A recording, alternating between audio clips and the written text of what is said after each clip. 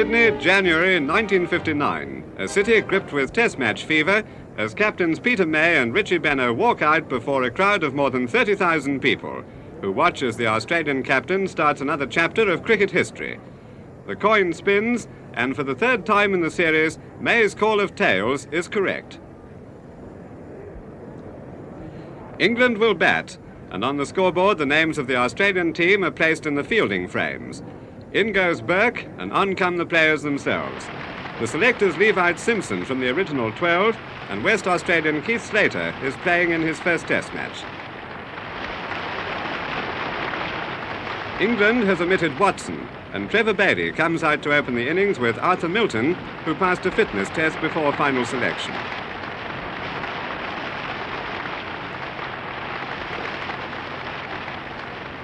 Trevor Bailey is taking strike, and play begins with Alan Davidson bowling to an aggressive field.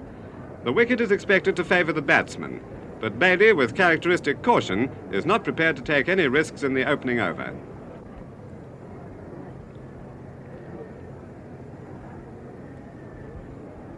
Davidson completes a maiden over, and on the changeover, Norman O'Neill is moved into the leg trap, while Arthur Milton at the batting crease looks down the wicket where Ian Meckiff is loosening up.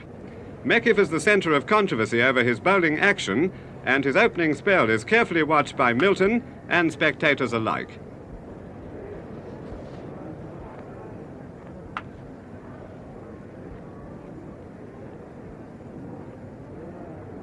From the last ball of the over, Milton's stroke to leg results in the first runs of the match. Without any deep fieldsman, the ball goes through to the fence. This is the flaw in the umbrella field, and the amateur critics review the merits of the close-up cordon as Alan Davidson moves in for his second over. Bailey ends all conjecture by forcing the ball forward of the wicket to score his first run.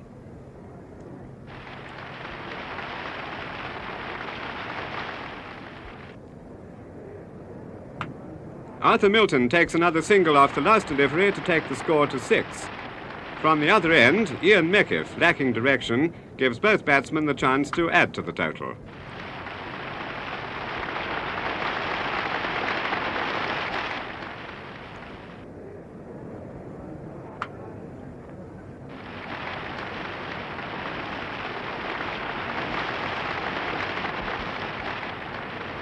A boundary to Bailey, and 5 runs have come off 2 balls. The score moves to 11 as Meckiff, still bowling down the leg side, hits the batsman on the pads, and the score goes further ahead as 4 leg byes are recorded.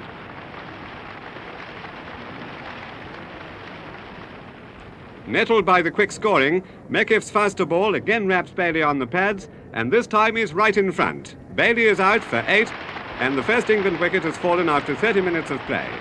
Again, the opening partnership has failed, with only 19 runs on the board. Graveney's name goes up as Graveney himself arrives at the wickets.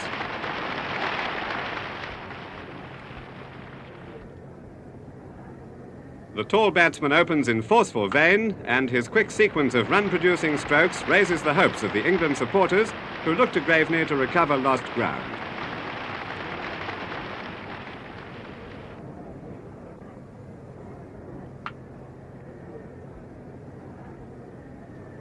Graveney moves to 3 as Norman O'Neill fields. The players change over, and one spectator records a thrilling moment when Alan Davidson, changing his pace, bowls a full toss that Milton plays straight to Meckiff at short square leg. England has lost her second wicket in a disappointing start. Both the opening batsmen scored 8 runs, and a dejected Arthur Milton leaves the field to make way for Peter May. May takes block with 1 ball to face in this Davidson over, and a confident forcing drive off the back foot is a positive start to a possible England recovery.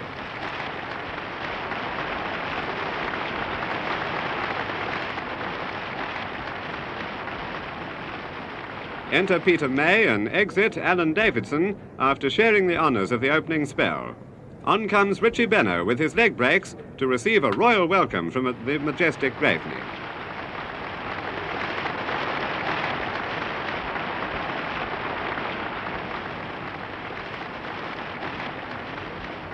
This enterprising response to the early misfortune is repeated in Meckiff's next over, when Peter May, playing down the line of flight, cracks the ball through the covers to take his own score to 5 and England to 30.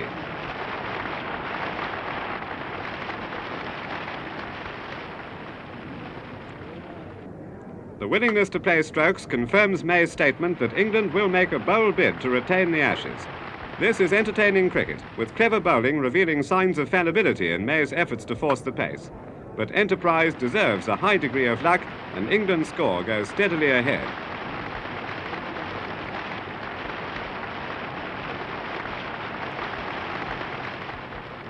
Benno makes a concession to the batsman when he strengthens his offside field with an extra cover. The alteration is ignored by Graveney, whose flashing bat sends the ball speeding to the mid-wicket fence. A stroke worthy of the player, and worthy too of the applause of perhaps the best batsman in cricket today.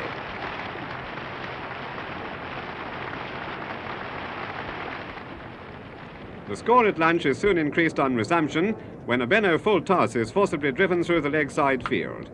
The England total passes the half-century mark, and May goes on to 15 as a result of the boundary.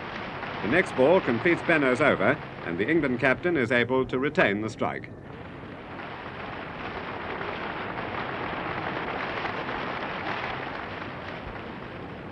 Benno brings Alan Davidson on for another spell, and a back-foot drive in the Hutton style is May's retort to the bowling change. This is another 4, and the Australians are getting concerned about the trend of play.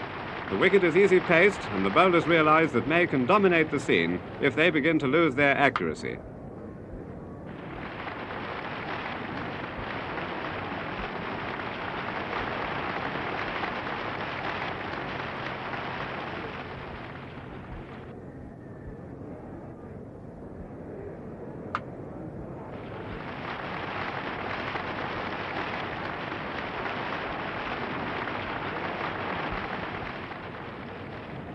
Runs are coming at a rate of almost 1 a minute, and the combined Davidson-Benno attack is not worrying May as he moves quickly through the 30s. This single gives Graveney the strike, a Graveney who has accepted a secondary role while his captain has kept the runs coming along. He appears a little uncertain against the spin of Benno, and his scoring strokes are restricted to singles.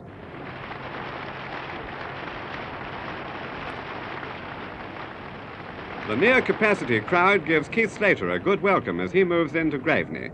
The batsman takes the now customary single to give his more confident partner the strike against the medium-pace bowler. May conforms to pattern with typical forceful play.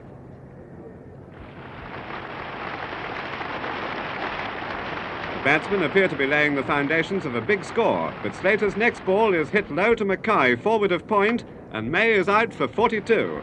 The dismissal is a surprise and a disappointment for the England supporters who had visions of another century. May's is the 3rd wicket to fall, and the happy Australians are delighted with the turn of events. It's a great moment for Slater, who, aided by Mackay, has captured his first Test wicket.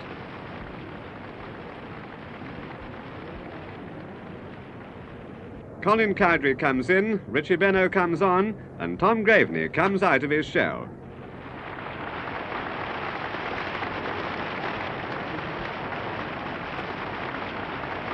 Four more to England, and then Graveney snicks the ball to slips and is out, caught by Neil Harvey. 2 of England's best batsmen have been quickly dismissed, and Harvey's catch gives Benno his first wicket. Ted Dexter is the new batsman, making his first appearance in a Test match against Australia.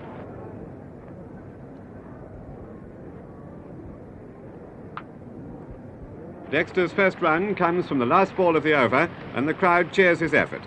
The applause changes to a different note when Keith Slater traps Dexter leg before wicket off a ball which the batsman doesn't try to play.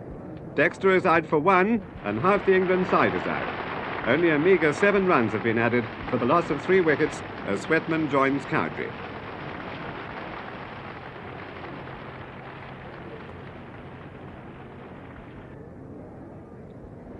Cowdrey's powerful stroke to mid-wicket takes the England score past the century as the ball reaches the fence. This highly promising start indicates the aggressive mood of Cowdrey as he repeats the dose off Benno's next ball.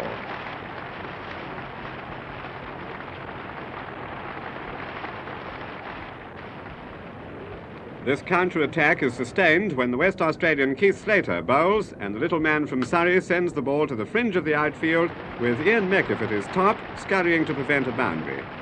He succeeds in stopping a 4, but the batsmen have crossed for 2. All the spectators wish that Sweatman could go on forever, but their eyes go pop when Richie Benno almost removes their champion. Sweatman is deceived by flight, but the snick falls just short of Harvey.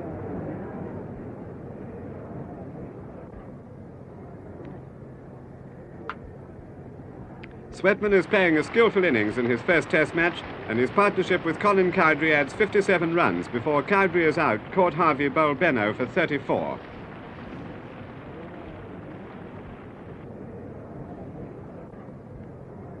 Tony Locke launches a belated assault on the bowling in a hard-hitting, entertaining knock. Gone are the niceties of batting technique, but the resulting boundaries are valuable to England. His partner Roy Sweatman is still playing very soundly, and this single takes him to 36.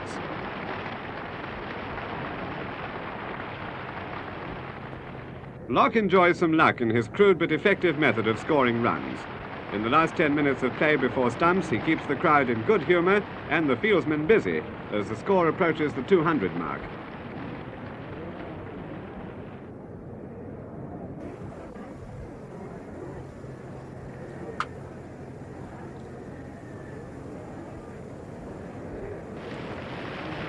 A boundary rounds off the first day, and Saturday dawns a gloomy day with heavy rain falling throughout the morning to delay the start of play. The crowd is finally admitted to the outer ground after a 5-hour wait. The captains disagreed on the starting time, and the umpires decided to play at 4:15. In the second over, Mackay gets Locke, leg before wicket, after only 4 runs have been added. Locke is out for 21.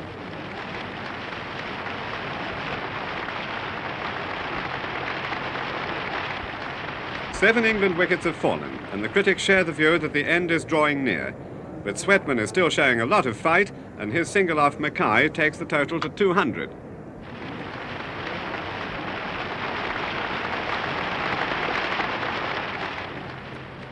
Benno ends the gallant stand when Sweatman turns the ball to Mackay, who snaps up another brilliant catch. Sweatman is out for 41 after a grand fighting innings. The end comes soon after when Benno entices Truman to swing wildly and sky the ball into the covers, where Burke gets under the ball to take the catch. Truman had enjoyed a few overs of fireworks to add 18 quick runs.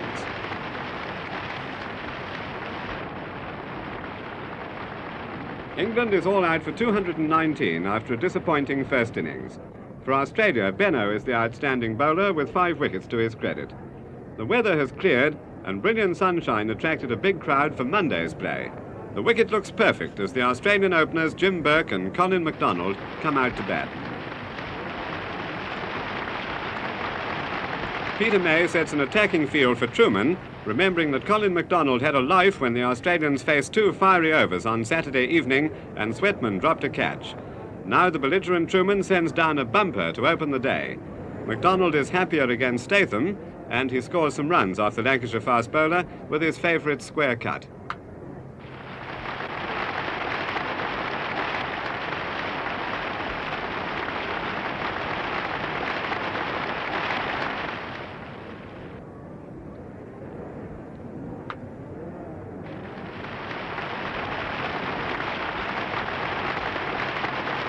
Three runs to MacDonald brings Burke to face Statham. From the last ball of the over, a subtle deflection to leg gives Burke his first run. Apart from this spell of consistent scoring, runs come along slowly as the openers try to wear down the fast attack. Conditions are very trying for speed bowlers as the temperature is rising at a quicker rate than the score. It's more than 90 degrees, and the heat is straining the fieldsmen, as well as the great-hearted Truman.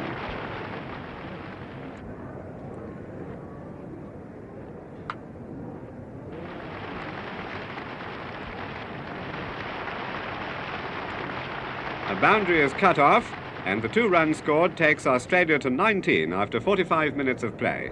This signals the entry of spin bowler Jim Laker, and a full toss is well and truly punished by MacDonald.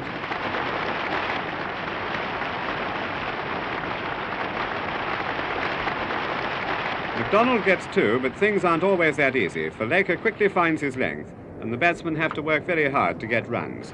In this over, it's apparent that the wicket is definitely taking spin, and Laker is just the man to exploit it.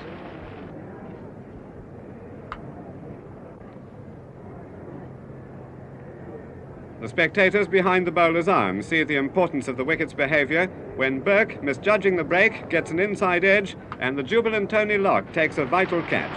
Burke is out for 12 and the first wicket has fallen for 26.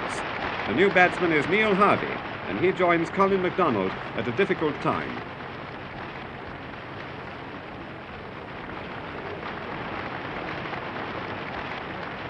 Laker's clever variation of flight is deceiving Harvey, and the obvious signs that the batsman is in real trouble causes Peter May to forget about his fast bowlers for the moment and concentrate on a combined spin attack.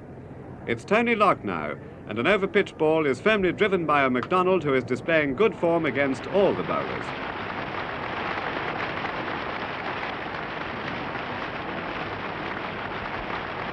The 3 to MacDonald brings out a lapse in the England out cricket, but Locke gives the fieldsman a rest when he keeps Harvey tied down. There's a marked difference in the two batsmen. Laker's bowling holds no problems for the attacking MacDonald, while Harvey is hesitant and uncertain.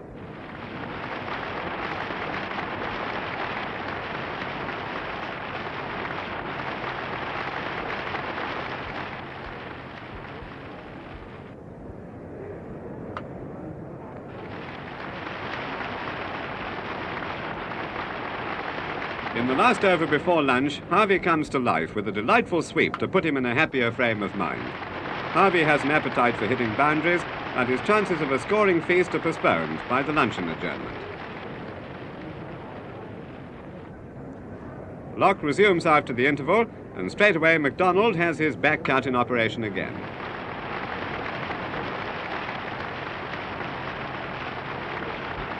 This too is almost MacDonald's last, for Jim Laker beats him completely, but the fumble by Sweatman means that a probable wicket has been thrown away. MacDonald calmly accepts the lucky break, and Laker's next ball is clipped through the gully for the batsman to move off for 2 runs to take the Australian total to 50.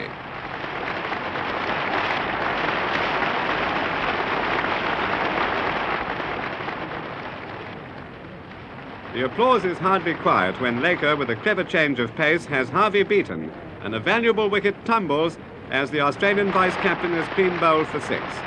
It was a disappointing knock after his fine century in the Melbourne Test match.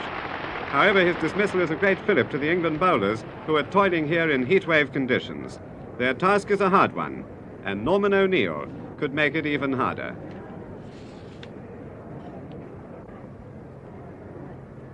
O'Neill sets out to prove this point when he sends Ted Dexter off on a long chase. Before Dexter can field, O'Neill takes a single to face a new over from Tony Locke.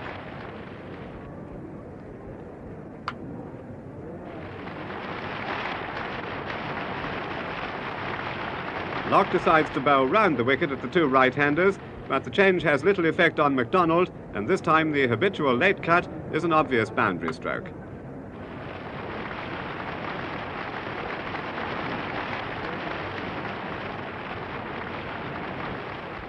The 4 ends a solid display, and soon after the crowd of 50,000 sees MacDonald leave the wicket after batting for 3 hours for his 40. He was out-caught Graveney off the bowling of Tony Locke, who was delighted by the fall of wickets. Australia's position is not very sound, with 136 runs required to reach England's total.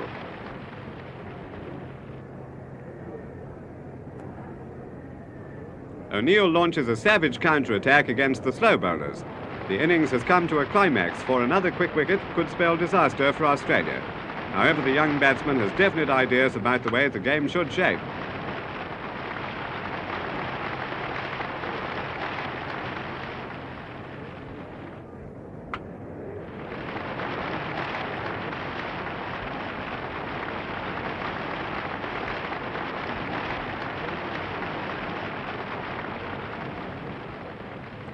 O'Neill goes quickly into the 30s, and then Les Favell comes into the picture with a forceful drive to score his first runs of the match.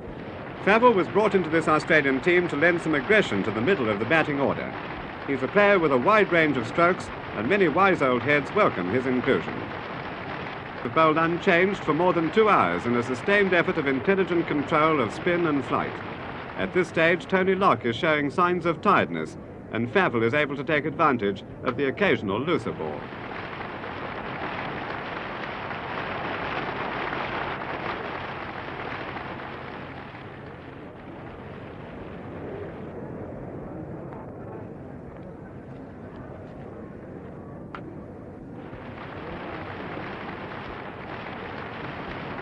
Runs start to come along freely as the South Australian, playing strokes all round the wicket, launches a personal assault against the tiring bowlers. Conditions favour the batsmen now because it's the England players who suffer more in these sweltering conditions.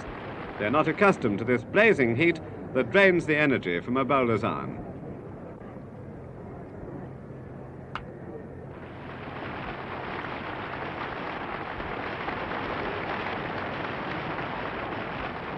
The worrying state of affairs is discussed by Peter May and Colin Cowdrey. They realise that England is fast losing ground. The two spin bowlers are visibly tiring, and their main problem is Favell, who in this mood could dominate the play. The wicket is not suitable for the speed bowlers, and Locke and Laker are the mainstays of the attack.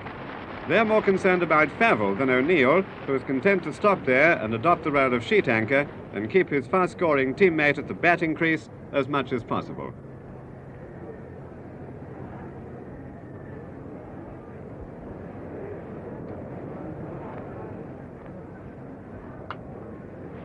This single takes the partnership to 50, and the runs have been scored at a fairly rapid rate of almost 1 a minute. The scoreboard shows that the majority of the runs have come from Favell, who soon after survives an appeal for leg before wicket. Favell has made the occasional mistake, but he's doing his run-getting job so well that O'Neill is satisfied to score the regular single to give him the strike. The effect of this pattern of play is clearly shown in Tony Locke's next over.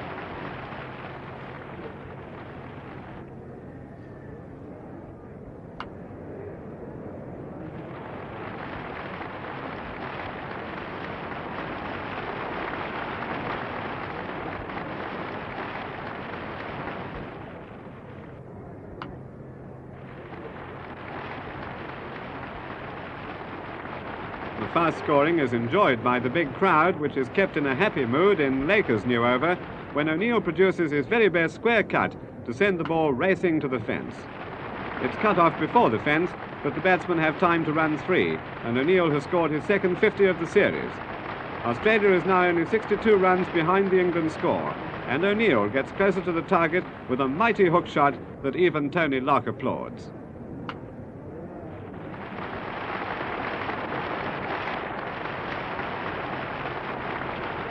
After this boundary, fast bowler Brian Statham is brought on, and O'Neill, with his square cut, keeps up the consistent flow of runs in the final 20 minutes of play before stumps. Since tea, the O'Neill-Favell partnership has added 80 runs, and at the end of the third day's play, Australia needs 36 runs to pass England's score. Overnight, the weather remained fine, and on Tuesday, Tony Locke's first ball to O'Neill is met with a back foot drive which takes the batsman's score to 70 and brings up the 100 partnership.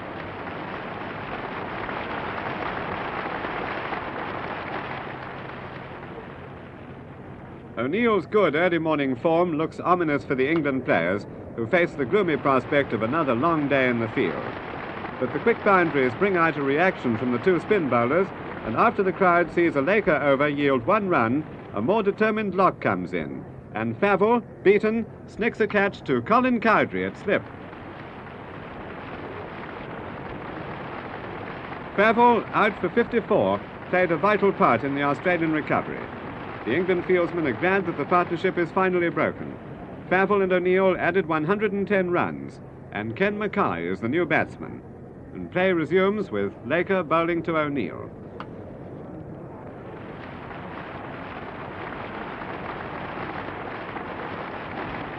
Norman O'Neill moves to 77, and then Laker's deceptive length catches him in 2 minds, and he's out. Caught behind by Roy Sweatman, the catch ends another good display by this young batsman playing in his first Test series against England, and his consistent form has earned him the high average of 73. The England bowlers have recovered much of the ground lost on the previous day. Things are more even now, for O'Neill is the 5th batsman to be dismissed, with Australia needing 21 runs to pass the England score.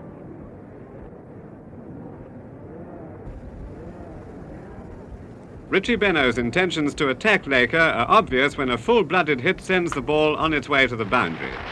Benaud's general approach suggests that he's going to knock Laker off his length or lose his wicket in the attempt.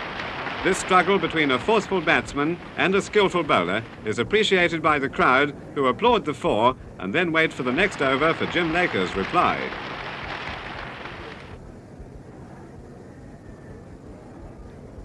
Benno out for 6 after a brief stay at the wicket. His dismissal means that 3 Australians have gone while 24 runs have been scored. England is still 11 runs ahead as Alan Davidson comes in to join Mackay in an effort to hold out Laker.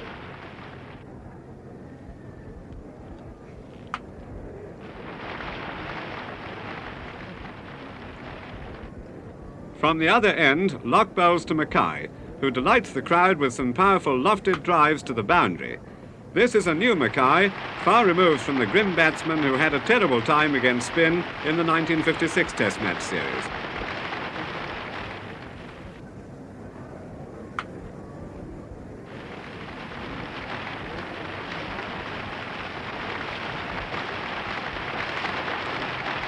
Australia is only 3 runs behind England, and from Laker's bowling, Davidson, with a natural left-hander stroke, gives his team a first innings lead by scoring a boundary.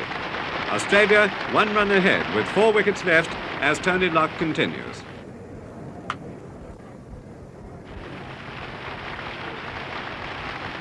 The attempt to punish the bowlers and score runs quickly almost brings about Davidson's downfall. As Tony Locke reacts, the ball is on its way to fine leg with Truman in pursuit. The Yorkshire fast bowler has done great things for England in the field, and this return is right up to his standard.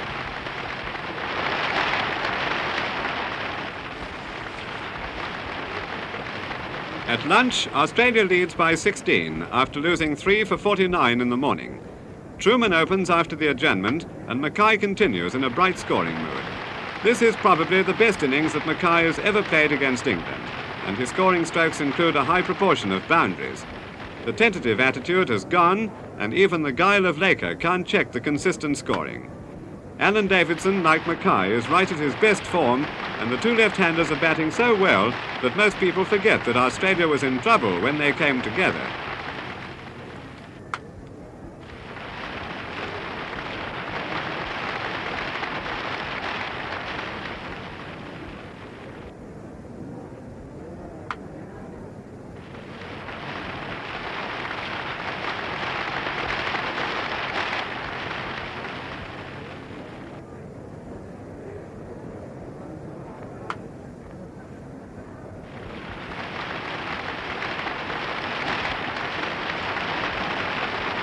Davidson and Mackay put on more than 100 runs with cricket to catch the eye.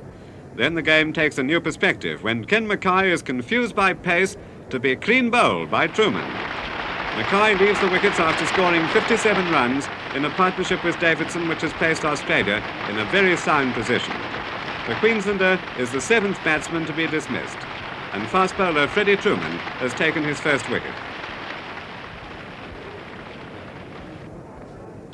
Australia leads by 103, and Wally Grout, the new batsman, opens in confident style to put his team further ahead. This is the time to try and force the pace, because the England bowlers are feeling the effects of 9 long hours in the field. It's been hard work for Tony Locke, who is plugging away with little success. Davidson in particular is very severe on the spinners, and runs are coming along freely.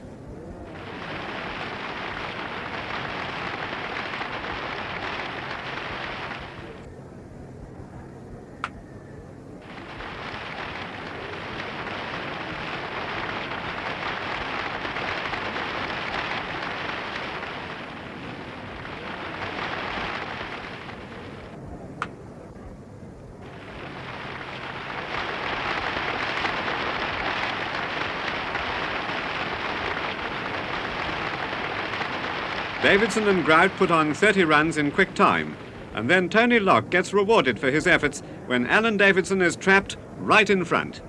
Locke's appeal is confirmed, and Davidson is out for 71, his second best score against England.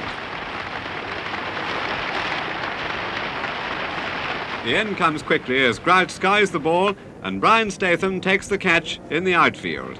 Grout is Laker's 5th wicket, and the off-spinner misses his chance to get another, for it's the end of the over, and Tony Locke deals the final blow to Ian Meckiff.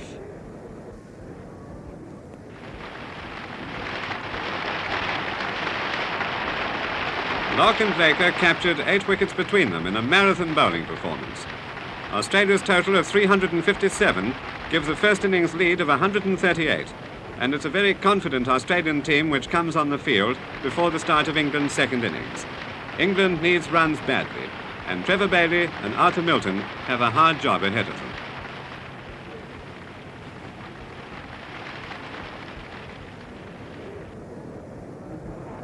In Ian Meckiff's opening over, Bailey's forceful drive sends the ball into the open spaces in front of the wicket, and the batsmen have ample time to take 3 runs to open the scoring for England. A promising start, but Trevor Bailey is more subdued against Davidson's accurate bowling.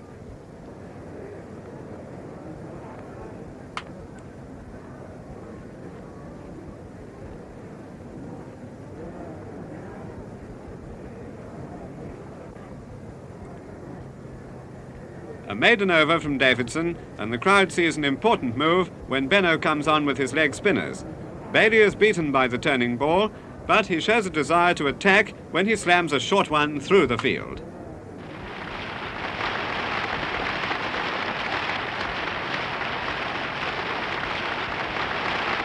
This positive batting is enjoyed by the spectators, who welcome the increase in tempo when a slow spinner is bowling. Bailey seems to welcome the absence of speed too, as he takes 3 more runs.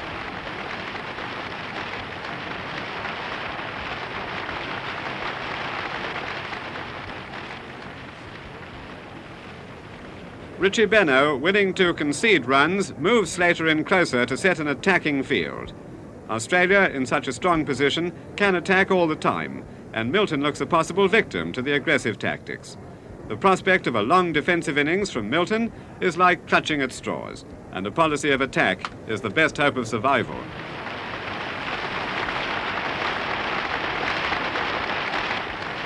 The openers have faced 7 overs and have maintained a steady rate of scoring. This doesn't worry Richie Benno, who's more interested in taking wickets. Even though the ball is losing its shine, Benno persists with the familiar umbrella cordon, with 3 slips and a gully, all crouched in readiness for Davidson's new over.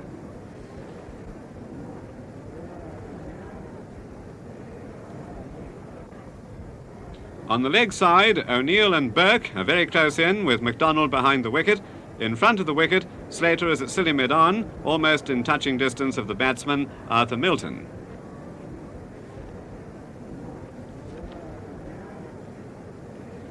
Australia's line of attack is holding the interest of the critics, who watch as Richie Benno moves into Trevor Bailey, who begins to take toll of both spin bowlers, Benno and Slater.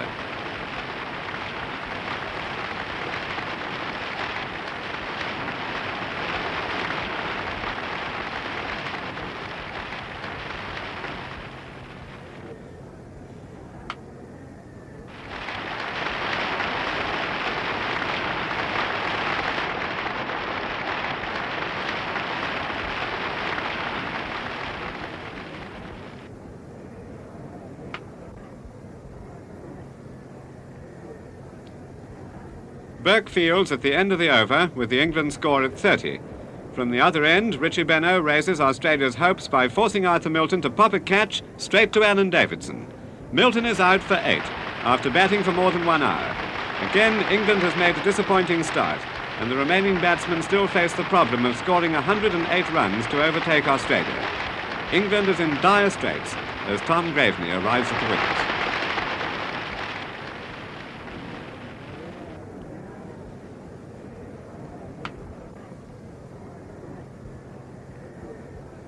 A good over from Benno, and the players change over from leg spin to off spin. But the West Australian bowler Keith Slater is not as difficult as Benno, and runs come along freely.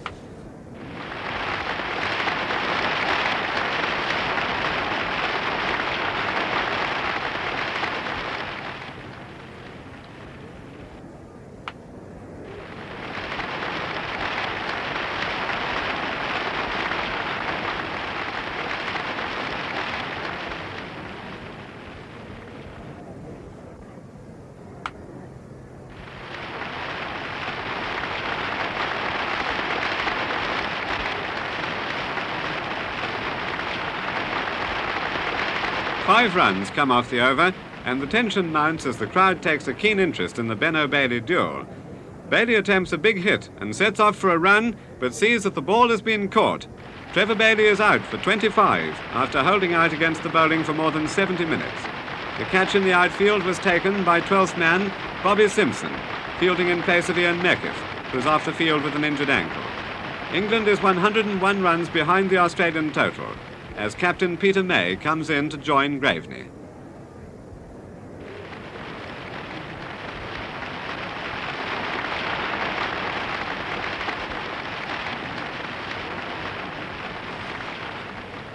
Graveney is eager for runs, and a quick call almost ends in a run-out. This hasty single takes the score to 39 for 2 wickets, and that's the position at lunch on the 5th day. After the 40-minute adjournment, Alan Davidson is the bowler, and Peter May scores his first runs in typical style.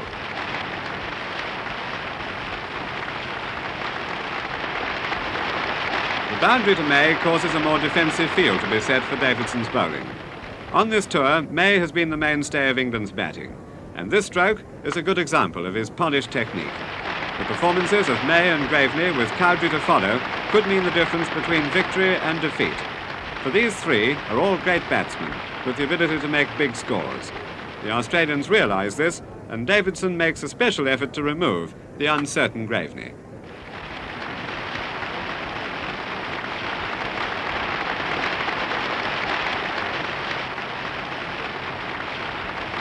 Three runs off the deficit by Graveney, who meets Benno's leg breaks with some authentic strokes which indicate that he's starting to see the ball well.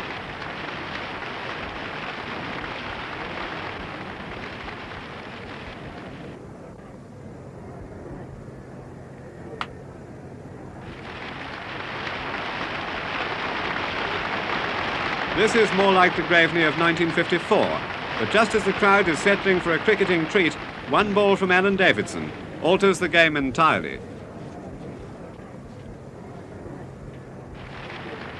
Graveney is out, leg before wicket for 22, and once again the tall batsman has been dismissed when he appeared to be well on the way to a big score.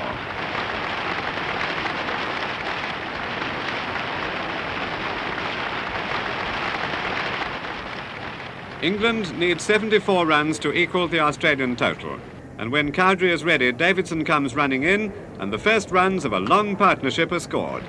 With their team in a near hopeless position, they set about to hit their way out of trouble. In the next 40 minutes, they charm the crowd with bright stroke play. And now, when Richie Benno bowls to Cowdrey, a loose ball is pulled hard through mid-wicket, and England's century comes up when 4 runs are signalled.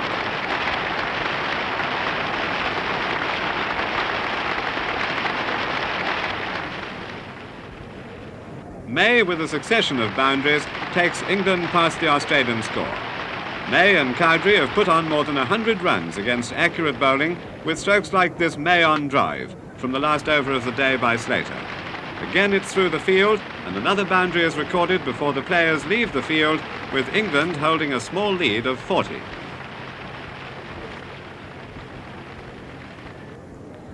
May starts the final day's play with an old-style drive that soars over Alan Davidson's head. May and Cowdrey continue in this entertaining mood for some time, and then a fine display comes to an end. Change bowler Jim Burke has dismissed the English captain for 92 after an innings that saved the Test match. He's applauded by the small crowd here on this final day. Not long after, Colin Cowdrey, with a cover drive, takes a single to bring up his century. Cowdrey deserves congratulations for this great fighting innings, which is easily his best of the tour so far. Soon after, Peter May closed, leaving Australia 150 to get in less than 2 hours. May calls on Statham to open the attack, and from the first ball, Colin MacDonald takes a single. But it's obvious that the task of scoring the runs in the time is difficult against this type of bowling.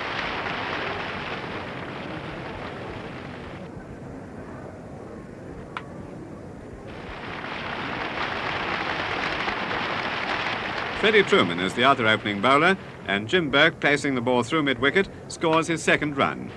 These runs are unimportant, and both the opening batsmen are playing along steadily.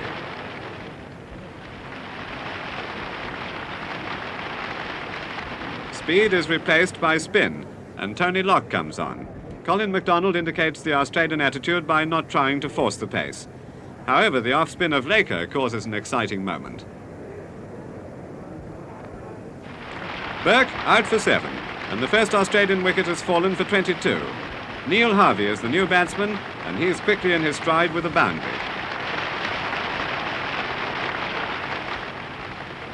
With stumps approaching, another wicket falls when Jim Laker bowls to Colin MacDonald.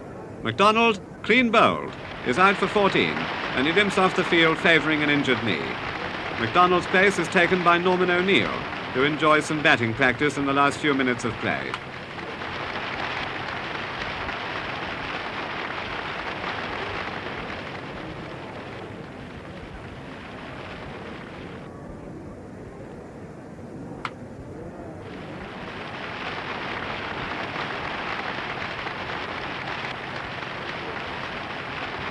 Locke bowls the last ball of the Sydney Test match.